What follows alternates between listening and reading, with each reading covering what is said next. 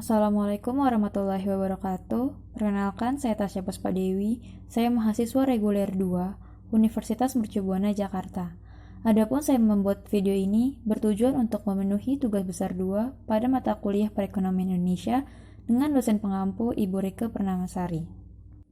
Otonomi daerah adalah kewenangan suatu daerah untuk mengatur dan mengurus pemerintahan dan kepentingan masyarakatnya secara mandiri, menurut peraturan dan caranya sendiri dengan tidak melanggar pada peraturan perundang-undangan pusat yang sudah berlaku. Dalam Undang-Undang Nomor 32 Tahun 2004 Pasal 1 Ayat 5, pengertian otonomi daerah adalah hak, wewenang, dan kewajiban daerah otonom untuk mengatur dan mengurus sendiri urusan pemerintahan dan kepentingan masyarakat setempat sesuai dengan peraturan perundang-undangan. Konsep pelaksanaan otonomi daerah secara konseptual. Dalam konsep otonomi daerah, pemerintah dan masyarakat di suatu daerah memiliki peranan yang penting dalam peningkatan kualitas pembangunan di daerahnya masing-masing. Hal ini terutama disebabkan karena dalam otonomi daerah terjadi pemeliharaan kewenangan yang pada awalnya diselenggarakan oleh pemerintah pusat, kini menjadi urusan pemerintah daerah masing-masing. Tujuan pelaksanaan otonomi daerah di Indonesia dilandasi oleh 3 tujuan utama, yang meliputi pertama tujuan politik, kedua tujuan administratif, dan tujuan ekonomi. Tujuan politik dalam pelaksanaan otonomi daerah merupakan upaya untuk mewujudkan demokratisasi politik melalui partai politik dan DPRD atau Dewan Perwakilan Rakyat Daerah. Perwujudan tujuan administratif yang ingin dicapai melalui pelaksanaan otonomi daerah adalah adanya pembagian urusan pemerintahan antara pusat dan daerah, termasuk sumber keuangan serta pembaruan manajemen birokrasi pemerintahan di daerah.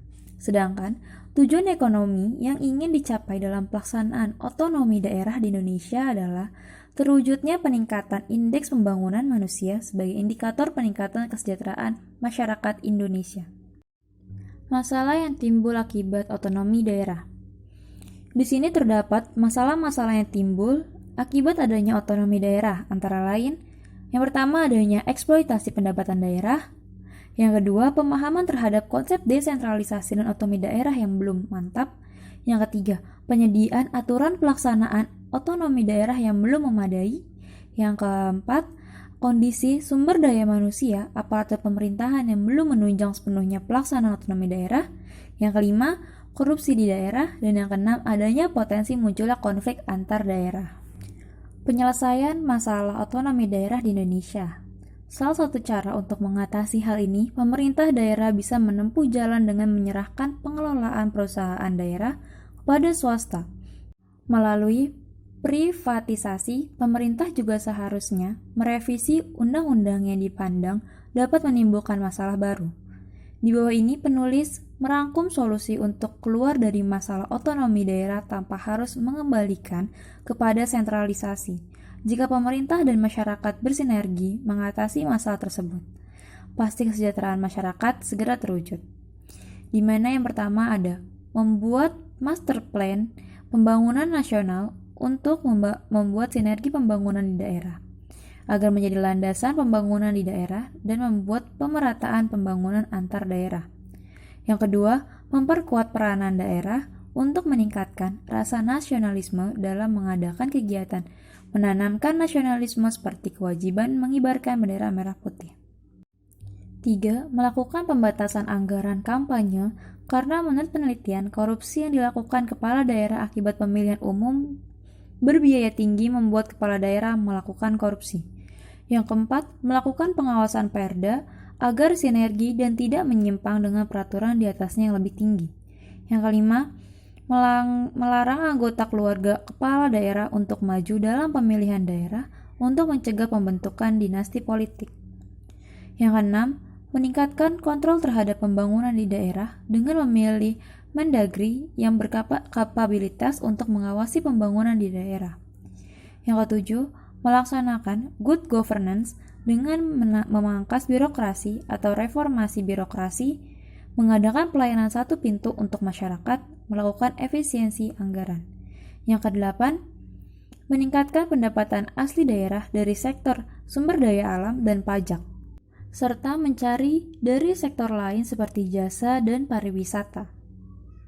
Kebijakan fiskal dalam mempercepat pembangunan. Kebijakan fiskal adalah kebijakan ekonomi yang dibuat oleh pemerintah untuk mengarahkan perekonomian dengan perubahan pengeluaran dan pendapatan pemerintah. Instrumen utama yang digunakan dalam kebijakan fiskal adalah pengeluaran pemerintah atau belanja negara dan pajak. Instrumen kebijakan fiskal. Yang pertama ada pajak, di mana pajak merupakan instrumen kebijakan fiskal yang paling penting.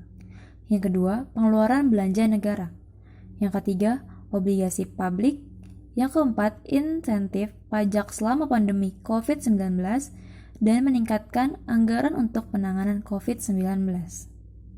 Hubungan kebijakan percepatan pembangunan Indonesia dalam menghadapi globalisasi ekonomi. Terletak pada pengelolaan sumber perekonomian negara, sumber daya manusia yang berkualitas tinggi akan mampu mengelola sumber perekonomian negara dengan optimal, sedangkan sumber daya manusia yang berkualitas rendah cenderung kurang optimal dalam mengelola aset negara. Sumber perekonomian yang dimaksud terdiri dari sumber daya alam, pajak, perusahaan milik negara, dan lain sebagainya.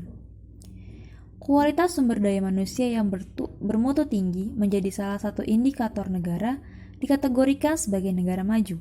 Hal tersebut dikarenakan sumber daya manusia yang bermutu tinggi dinilai memiliki etos kerja yang lebih baik dan dapat mendorong kemajuan negara. Sumber daya manusia yang bermutu tinggi ditandai dengan tingginya penguasaan iptek.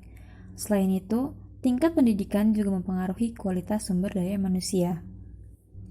Tantangan, hambatan, dan solusi dalam persaingan global di masa yang akan datang. Kemampuan beradaptasi merupakan hal yang dibutuhkan oleh sumber daya manusia atau SDA. Pada saat ini, perubahan yang disebabkan oleh digitalisasi pada dunia bisnis mendorong sumber daya manusia untuk terus berubah. Bahkan, pekerjaan yang dianggap penting bisa hilang dalam 3 tahun ke depan. Oleh karena itu, kemampuan berkomunikasi, beradaptasi, dan bekerja dalam tim merupakan komponen penting yang dibutuhkan sumber daya manusia selain kecerdasan intelektual. Ketiga, komponen penting itulah yang harus dimiliki oleh sumber daya manusia saat ini dan di masa depan. Cukup sekian presentasi dari saya, kurang lebihnya mohon maaf. Wassalamualaikum warahmatullahi wabarakatuh.